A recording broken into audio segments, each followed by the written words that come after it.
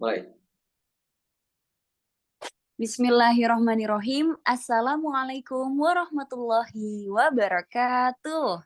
Waalaikumsalam warahmatullahi wabarakatuh. Alhamdulillah, alhamdulillahirabbil alamin. Puji syukur marilah kita panjatkan kehadirat Allah karena berkatnya kita dapat berkumpul di sore hari ini yang Masya Allah berkahi selalu dan pastinya masih dalam suasana gembira ya karena kita masih dalam suasana Lebaran Idul Adha dan pastinya taqabbalallahu minna wa minkum taqabbal ya karim. Selamat Idul Adha bagi teman-teman muslim semuanya di seluruh dunia. Mungkin ada yang berbeda nih, ada yang merayakan di hari Rabu, ada yang di hari Kamis, ya tidak apa-apa. Mudah-mudahan semuanya apa yang kita lakukan, teman-teman yang berkurban, teman-teman yang juga turut berbahagia dengan adanya Lebaran Idul Adha, Allah berkahi kita dan Allah terima juga amal ibadah kita. Amin, amin, ya Rabbal Alamin. Nah, sudah beberapa pertemuan kemarin ngomong-ngomong tentang Idul Adha, kami sudah membahas juga di kajian Kampung Syariah tentang kajian khusus edisi kurban. Nah, kali ini kita masuk lagi ke dalam kajian rutin kita di ngaji hadis arba'in. Masya Allah ya. Mudah-mudahan kita semua selalu semangat, selalu istiqomah dalam meraih ilmu yang ada dan pastinya kita semua diberikan kelapangan dan juga kemudahan untuk menerima ilmu-ilmu Allah yang Masya Allah luasnya ya. Alhamdulillah. Bersama saya Ella Syadia, insya Allah kita akan mulai kajian ini dengan membaca suratul Fatihah agar Allah mudahkan dan lancarkan, tidak ada kendala teknis dan sebagainya. Amin, amin, ya Rabbal Alamin. Al-Fatihah.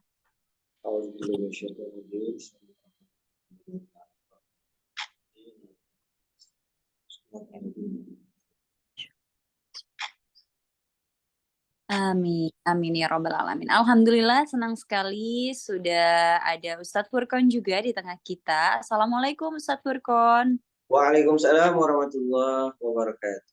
Gimana semua? Gimana Sehat Ustadz semua? Furqon? Gimana kabarnya? Alhamdulillah kita semua Alhamdulillah. sehat dan tentunya masih dalam keadaan yang semangat untuk thalabul ilmi, untuk mencari ilmu Allah Subhanahu wa taala. Amin, amin ya Rabbal Alamin. Nah, Ustadz Furqon kemarin waktu Lebaran Idul Adha di Mesir berarti Lebarannya hari apa Ustadz? Di Mesir kemarin kita lebaran hari Rabu, ya kan? Kalau di Indonesia kan pemerintah Indonesia itu hari Kamis, bagian ormas ada yang hari Rabu juga. Masya Allah ya, pasti meriah sekali ya Ustadz ya kalau Iya. Lebaran Idul Adha di Mesir. Nah, hari ini kita kembali lagi ya Ustadz untuk membahas hadis arba'in. Nah, alhamdulillah kita sudah masuk di hadis ke-18, betul ya Ustadz ya? Betul. Iya, nah insya Allah hadis tema pada sore hari ini yaitu adalah tentang 3 akhlak terpenting dalam hidup. Masya Allah, kira-kira apa saja ya akhlak terpenting tentunya yang baik-baik pastinya ya, akhlakul karimah. Nah, tapi 3 hal itu apa aja sih yang harus ada dalam hidup? Nah, mari kita simak, ini dia kajian hadis arba'in bersama Ustadz Aminullah Furqani LCMA. Tafadhal Ustaz. Ya, bismillahirrahmanirrahim. Alhamdulillah wassalatu wassalamu ala Rasulillah wa ala alihi washabihi wa wala. Amma ba'd, segala puji bagi Allah Subhanahu wa taala yang telah memberikan kepada kita banyak nikmatnya, banyak kesempatan, banyak juga waktu yang telah diberikan kepada kita untuk beribadah, untuk juga talabul ilmi, wa'bud rabbaka hatta ya'tiyakal yaqin. Maka sembahlah Allah Subhanahu wa taala, beribadahlah kepadanya hatta ya'tiyakal yaqin, sampai datang kepadamu al-yaqin, al-maut, sampai kita meninggal semua. Kemudian salawat serta salam semoga tercurahkan kepada baginda kita, suri taulan kita, Nabi Muhammad sallallahu alaihi wasallam, yang telah memberikan pada kita hidayahnya, cahayanya, dan juga ajaran Islam yang telah diajarkan kepada sahabatnya, tabi'in, tabi'ut tabi'in, hingga sampai kepada kita umatnya, dan juga sampai pada hari kiamat yang mana Nabi Muhammad sallallahu alaihi wasallam akan berbangga di hari kiamat ketika melihat umatnya yang begitu banyak. Bukan hanya banyak secara kuantitas, tapi banyak juga secara kualitasnya, orang-orang yang banyak ibadah juga, dan juga kualitas ibadahnya. kemudian orang-orang yang berprestasi dari kalangan umat Nabi Muhammad Shallallahu Alaihi Wasallam, maka Nabi Muhammad Shallallahu Alaihi Wasallam akan berbangga kepada umatnya di hari akhir kelak. Semoga kita termasuk umatnya yang akan dibanggakan oleh Nabi Muhammad Shallallahu Alaihi Wasallam di akhir kelak, di hari akhir kelak nanti. Amin amin ya rabbal alamin.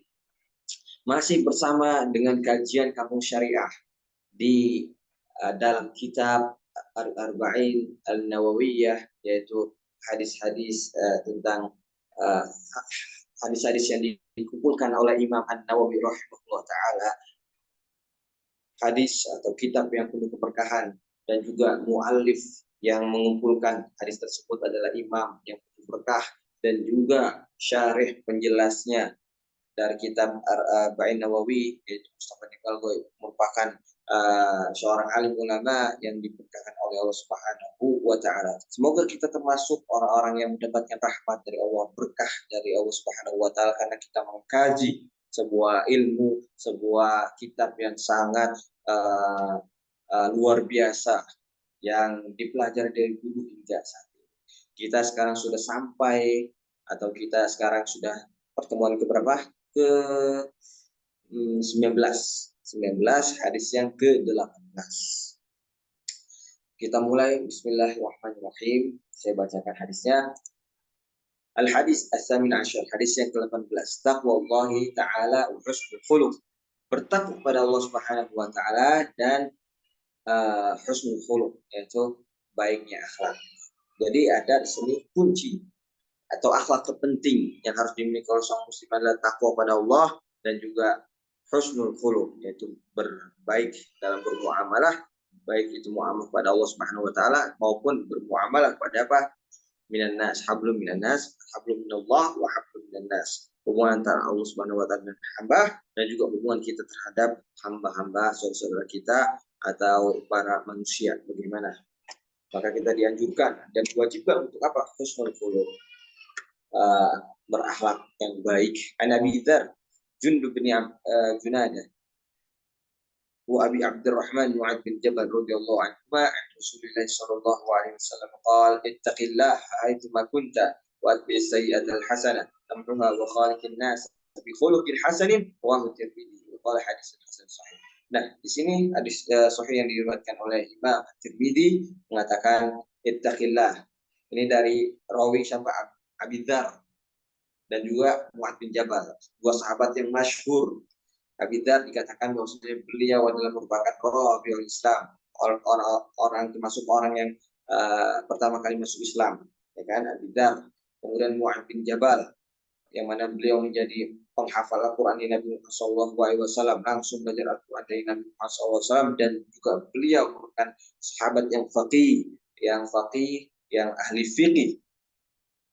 Kemudian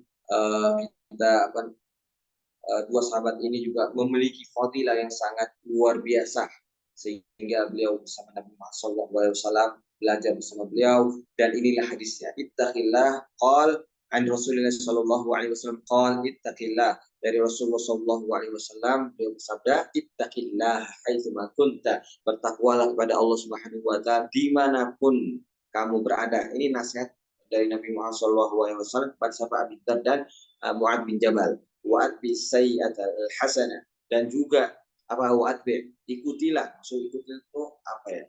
Ditambal ketika kita melakukan suatu kejelekan, keburukan, maka tambahlah kejelekan, keburukan tersebut dengan sebuah al-hasanah, kebaikan. Tambuha, maka saya akan apa? Akan menghapus kejelekan tersebut dengan apa? Kebaikan yang kita kerjakan. Wa khaliqin nas bi khuluqin hasanin, dan khaliq itu apa? Khaliq itu bergaulah dengan manusia dengan apa? Khuluqin hasanin, dengan akhlak yang mulia, dengan akhlak yang baik. Jadi di sini ada tiga akhlak ya yang harus dimiliki kita dalam kehidupan kita, yaitu apa? Bertakwa pada Allah dimanapun kita berada, kemudian kita mengikuti kejelekan dengan kebaikan, maksudnya menambal kejelekan dengan sebuah kebaikan. Kemudian yang ketiga apa? wa khaliqin nas, dan juga kita bermuamalah bersama manusia dengan akhlak yang baik. Ini 3 akhlak yang harus dimiliki kita dalam kehidupan sehari-hari. Nah, Masya Allah 3 akhlak ini kalau kita praktekkan, kita itu menyunahi Nabi Muhammad SAW, dan tentu takwa banyak sekali pahalanya, ganjarannya, fadilahnya. Terutama ini berkaitan tentang apa?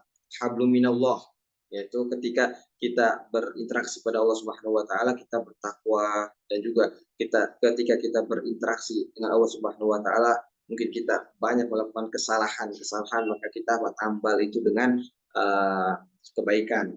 Kemudian juga dijelaskan dalam hadis ini hablum minan nas, yaitu hubungan kita antara kita dengan hamba-hamba Allah Subhanahu wa taala, yang mana kita diperintahkan untuk apa? Untuk berbuat baik kepada mereka. Jadi di sini ada kandungan hadisnya, ada hablum minallah wa hablum minan nas, yaitu hubungan antara Allah dan kita seorang hamba, dan juga hubungan kita dengan para manusia lainnya. Nah, kita lihat maknanya. Ittaqillah haitsu ma kunta. Di sini dijelaskan di dalam kitab yang kita pelajari, Al-Wafi fi Syarh Ahadits Arba'in An-Nawawiyah. Haitsu ma kunta, ai fi ayyi zamanin wa makan kunta fihi. Di kapanpun, ya, dimanapun, kunta fihi ittaqillah. Dimanapun kita berada, kapanpun kita berada di zaman yang modern ini, ya, walaupun kita hidup di zaman dulu, orang terdahulu, maka itu bertakwa itu wajib, tidak berubah. Kemudian walaupun kita hidup di zaman sekarang dengan penuh tantangan yang modern luar biasa, kita apa? Kita dituntut untuk bertakwa dimanapun. Wahdaka au fi jam'in. Baik engkau sendiri, ya, kalian sendiri, misalkan di tengah-tengah kesepian, atau Anda berada di sebuah keramaian, di masjid, di pasar, Anda diwajibkan untuk bertakwa ketika melihat peluang harta orang jatuh di tanah, kemudian nggak ada orang yang melihatnya, nggak ada orang di sekitar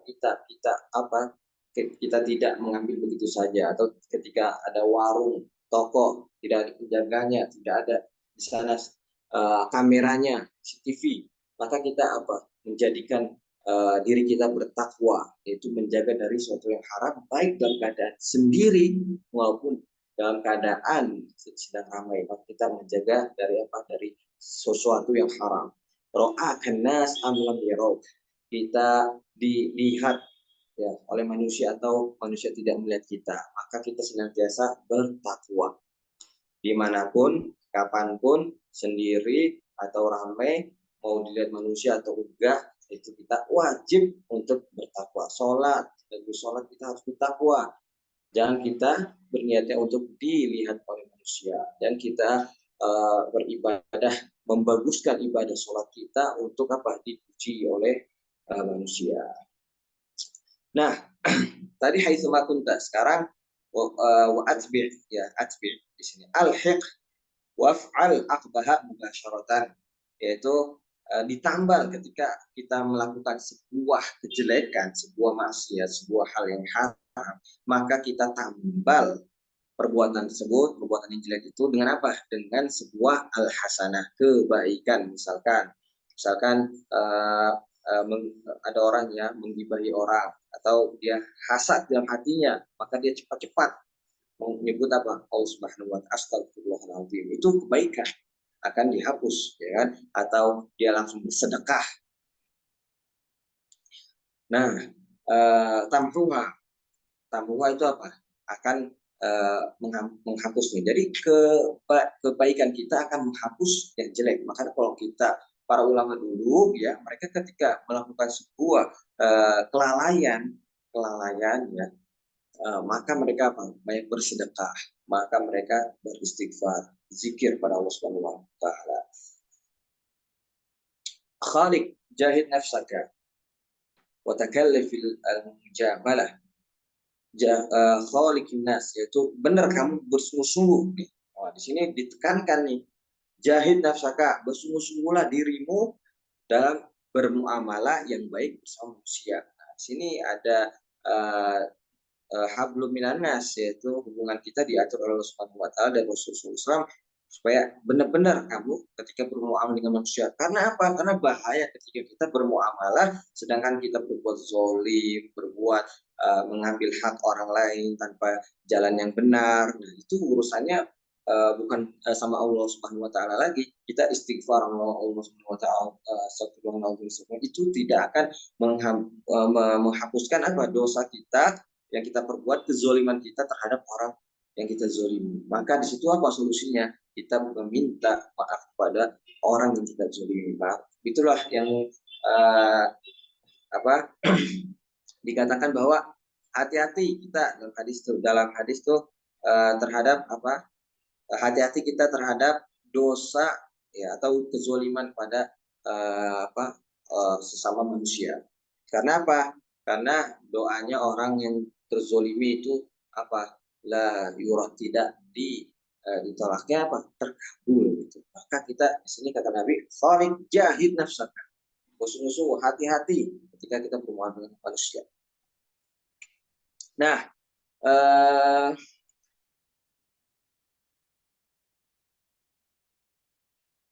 selanjutnya di sini kan Abi Dzar ya, seorang sahabat, dan juga tadi Mu'adz bin Jabal itu wasiat yang diwasiatkan oleh Nabi Muhammad SAW.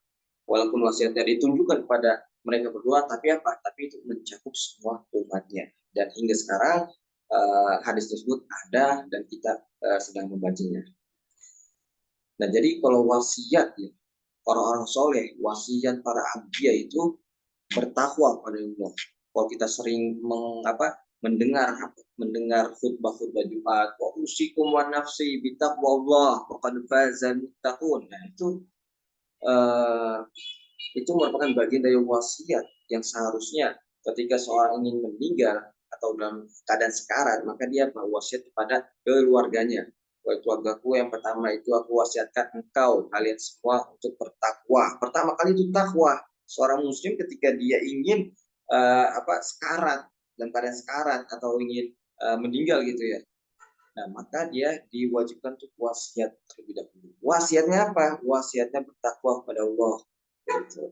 Bukan pertama kali hartanya, bukan pertama kali yang lain-lainnya, tapi wasiat, karena dia akan ditanya tentang apa yang mereka tinggalkan, keluarganya, bagaimana, apakah sudah dididik atau belum, apa yang kau wasiatkan ketika kau meninggal pada keluargamu, gitu. Sibuknya dengan harta dan sebagainya. Na'udzubillah min dzalik. Kemudian takwa juga merupakan sabilun najat. Ya, ini takwa merupakan jalan keberhasilan kita di dunia dan di akhirat. Allah Subhanahu wa taala banyak sekali dalam ayat Al-Qur'an itu menjanjikan orang yang bertakwa itu bakal sukses, bahkan berhasil di dunia dan akhirat. Wa may yattaqillaha yaj'al lahu makhraja. Barang siapa yang mana ia bertakwa pada Allah, maka dia akan dijadikan apa? Baginya solusi. Kita hidup pusing-pusing mikirin dunia, mikirin hutang dan lainnya, maka kita gas ibadah, gaskan takwa pada Allah Subhanahu wa taala, jauhi maksiat, beribadah kepada Allah Subhanahu wa taala, maka insya Allah akan ada solusinya. Itulah yang kita harus yakini. Wa yarzuqhu min haitsu la yahtasib, dan juga Allah akan memberikan rezeki dari apa yang tidak terduga. Jadi takwa itu sangatlah jalan atau solusi bagi kita yang kesusahan di dunia maupun di akhirat nanti. Wa in tasbiru wa tattaqu la yadurkum kaidum syai'a. Nih, takwa juga akan menjaga kita dari keburukan orang-orang yang ingin membahayakan kita, orang yang hasad pada kita, orang yang dengki kepada kita. Ketika kita bertakwa, maka Allah akan apa? La yadurkum kaidum syai'a. Maka niscaya tidak akan mampu mereka untuk apa? Untuk membahayakan hamba-hambanya yang bertakwa. Kalau balasan surga jelas di dalam Al-Quran banyak sekali. Innal muttaqina fi jannati wa nahar. Sesungguhnya orang bertakwa mereka akan di dalam surga. Fi maq'adi sidqin 'inda malikin muqtadir. Nah, takwa tadi, apa sih itu takwa? Dan ini mungkin terakhir, beberapa menit lagi kita akan tutup. 4 menit lagi insya Allah, atau 3. Takwa, kata takwa itu sebenarnya apa? kalimat jami'ah mani'ah. Langsung di dalam Al-Quran itu kalau dalam Al-Quran itu kalimat-kalimatnya jami dan mani. Jami dan mani itu apa? Jami dan mani itu mencakup apa yang harus dicakup dan mengeluarkan apa yang tidak termasuk dari bagiannya. Artinya apa? Padat, singkat, padat, jelas gitu. Itu bahasa-bahasa Al-Quran. Di sini at-taqwa, Al-Quran mentakbirkan dengan apa? Dengan at-taqwa. Taqwa itu apa? Tashmal kulla malja bil Islam. Baik takwa di dalam akidah, tidak syirik pada Allah Subhanahu wa taala. Takwa di dalam ibadah, tidak riya. Takwa di dalam muamalah, tidak menggibai orang, berbaik sangka atau bermuamalah yang baik pada manusia. Nah, itu semua aspek itu harus ada takwanya. Dan ini adalah takbir yang sangat luar biasa dari Al-Quran. Jadi Al-Quran ingin melazimkan atau mewajibkan pada hambanya orang-orang muslim untuk bertakwa. Kata takwa itu jami dan mani, mencakup padat dan singkat, mencakup seluruh aspek dalam kehidupan kita. Nah, kemudian takwa itu kan menjadikan sesuatu antara kita dengan hal-hal yang diharamkan Allah Subhanahu wa taala, kita jadikan di dalamnya apa? Tameng. Jadi antara kita dengan sesuatu yang haram itu ada tameng. Ada yang tameng berjuang tinggi yang menghalangi kita untuk melakukan sesuatu yang diharamkan oleh Allah Subhanahu wa taala. Itulah takwa, menjadikan suatu penghalang. Nah, ketika kita ingin melakukan sebuah maksiat, keharaman, maka apa? Maka kita menahan diri kita. Nah, itu termasuk dari kata at-taqwa. Kemudian kita di sini baca yang pentingnya.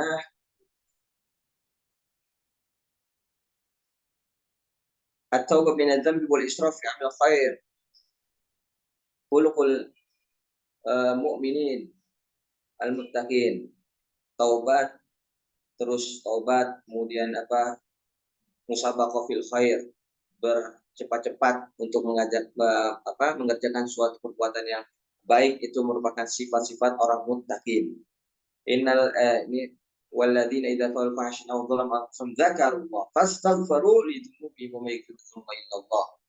Dan orang-orang yang mana mereka itu apa? Fa'alu fahsyan, ketika mereka melakukan suatu maksiat atau kezaliman, maka dia apa? Istighfar, astagfirullah. Itu merupakan sifat-sifat orang muttaqin. Semoga kita termasuk orang-orang muttaqin yang sebagaimana dijelaskan dalam Al-Qur'an dan hadis. Nah, nurut ta'ah yubadidu dzulamatal maksiyat. Cahaya ketaatan itu akan apa? Mematikan cahaya kemaksiatan. Jadi kalau kita melakukan sebuah maksiat atau keharaman, maka kita apa? Gantikan, hapuskan dengan apa? Dengan ketaatan. Karena itu akan menghapuskan seperti sholat, puasa, haji, zakat, jihad. Beda lagi kasusnya kalau misalkan dia korupsi gitu ya. Tiba-tiba mau haji nih biar diampuni dosanya, atau mau umrah nih biar diampuni dosanya. Hal seperti itu boleh saja, tapi apa? Tapi siapa yang tahu ketika kita sudah berhaji gitu ya, sudah berhaji kemudian kita melakukan maksiat, nanti aja lah saya menghapus dosanya ketika sebelum haji. Sebelum haji atau umrah dia udah meninggal dulu, seperti kan? Ajalnya sudah menjemput. Maka ini harus segera gitu ketika melakukan suatu kejelekan, kesalahan, kelalaian, kita istighfar banyak-banyak ibadah kepada Allah Subhanahu wa taala. Selanjutnya seperti apa amalan-amalan yang lain juga. Taubat syarat takfir al-kabair. Taubat merupakan syarat dari penghapus dosa-dosa yang besar. Makan riba, membunuh orang, tidak berbakti pada orang tua. Maka yang pertama kalian apa? Taubat. Illa man taba wa amana wa 'amila shalihan fa ulaika yubaddilu sayyi'atihim hasanat. Kecuali orang-orang yang bertobat dan beriman dan beramal soleh, maka mereka akan Allah Subhanahu wa taala gantikan kejelekannya dengan kebaikan. Nah, mungkin itu yang bisa disampaikan, faidah-faidah yang disampaikan dari hadis ke-18 ini, semoga banyak memberikan pada kita semua manfaat dan kita lebih istifadah terhadap hadis-hadis Nabi Muhammad SAW dan menjadi orang-orang yang bertakwa. Amin amin ya rabbal alamin. Kita kembali kepada moderator, silakan moderator karena waktu kita pengen habis, kita 8 atau 7 menit. Baik, Alhamdulillah. Terima kasih Ustadz Furqon atas penjelasannya yang Masya Allah ya, luar biasa. Kita diingatkan kembali untuk selalu senantiasa berakhlakul karimah. Nah, Alhamdulillah Bapak Ibu sekalian, tadi kita sudah menyimak. Jadi kita langsung saja buka sesi tanya jawab. Teman-teman bisa langsung bertanya kepada Ustadz Furqon. Insya Allah akan dijawab langsung oleh beliau. Nah, Alhamdulillah sudah hadir juga nih di sini. Saya ingin menyapa-nyapa terlebih dahulu. Assalamualaikum. Ada Mas Muammar, tadi ada Mbak Indah juga ya. Masya Allah. Alhamdulillah, terima kasih sudah menyempatkan hadir. Sambil menunggu teman-teman mungkin mengetikkan pertanyaan atau mau bertanya langsung, boleh silakan dibuka mikrofonnya. Kita ajukan pertanyaan terlebih dahulu yang sudah masuk ya. Nah, bismillahirrahmanirrahim. Assalamualaikum warahmatullahi wabarakatuh. Waalaikumsalam warahmatullahi wabarakatuh.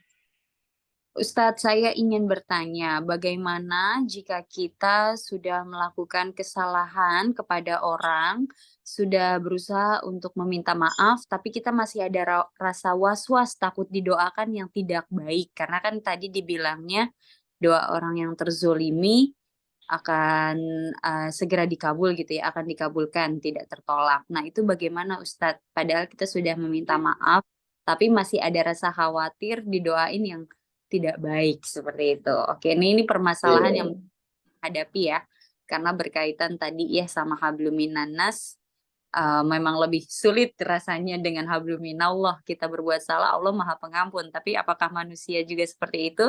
Nah, gimana nih Ustadz untuk menghilangkan rasa ketika kita berbuat kesalahan kepada manusia yang lain atau saudara kita, baik itu muslim atau non muslim, maka yang pertama kali kita meminta maaf. Kewajiban kita itu untuk meminta maaf.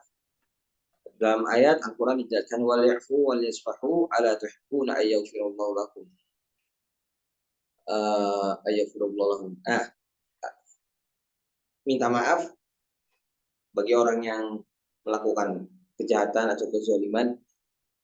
Yang kedua, sebenarnya wajib ya bagi orang yang dizolimi untuk memaafkan. Wal ya'fu wal yasfahu. Maafilah dan minta maaflah. Ala tuhibbuna ayyafirullahu lakum. Tidaklah kalian juga suka apabila Allah mengampuni dosa kalian. Allah Subhanahu wa Ta'ala saja mengampuni hamba-hambanya yang banyak dosa, banyak maksiat, bahkan dosa-dosa besar. Dulunya dia non muslim misalkan, menyekutukan Allah di gereja dan lain sebagainya. Kemudian ketika sudah masuk Islam, Allah ampuni. Suka ya, benar, hamba Allah Subhanahu wa Ta'ala pasti suka. Nah, demikian juga harus diikuti. Ketika orang yang dizalimi, maka dia akan mengampuni orang yang menzalimi. Dan inilah kewajiban yang pertama. Kemudian kalau dia tidak memaafkan gimana? Ya sudah, yang penting kita menggugurkan kewajiban kita dan juga terus bermuamalah dengan baik kepada orang yang kita zalimi. Seperti itu. Allah Ta'ala. Baik, Alhamdulillah. Mudah-mudahan terjawab ya Mbak untuk pertanyaannya dan mudah-mudahan Allah bukakan pintu hidayah untuk mereka-mereka yang mungkin merasa pernah disakiti oleh kita. Allah bukakan agar mau memaafkan kita yang mungkin saat ini masih dalam proses menuju lebih baik lagi. Amin amin ya robbal alamin. Baik, kalau gitu apakah ada lagi yang ingin bertanya? Mungkin Mas Muammar, apakah ada yang ingin ditanyakan tentang tema kita pada hari ini? Oke, baik. Kalau gitu, jika tidak ada, kita akan tutup kajian ini dengan membaca hamdalah. Alhamdulillah. Terima kasih untuk teman-teman semua yang sudah hadir di kajian Kampung Syariah. Bagi Bapak Ibu sekalian yang belum sempat hadir secara langsung di Zoom atau ketinggalan dengan kajian-kajian kami minggu lalu, teman-teman bisa langsung cek YouTube-nya Kajian Kampung Syariah. Tulisannya seperti itu ya. Dibacanya Kajian Kampung Syariah. Di sana kami sudah selalu rutinkan untuk mengupload video-video rekaman dari kajian-kajian kami yang bisa teman-teman tonton ulang kembali bersama dengan keluarga. Baik, kalau gitu, marilah kita akhiri kajian ini dengan membaca doa kafaratul majlis. Subhanakallahumma asyhadu an anta astagfiruka wa atubu ilaik. Saya Ella Syadia bersama dengan Ustadz Furqan pamit undur diri. Wassalamualaikum warahmatullahi wabarakatuh. Waalaikumsalam warahmatullahi wabarakatuh. Terima kasih.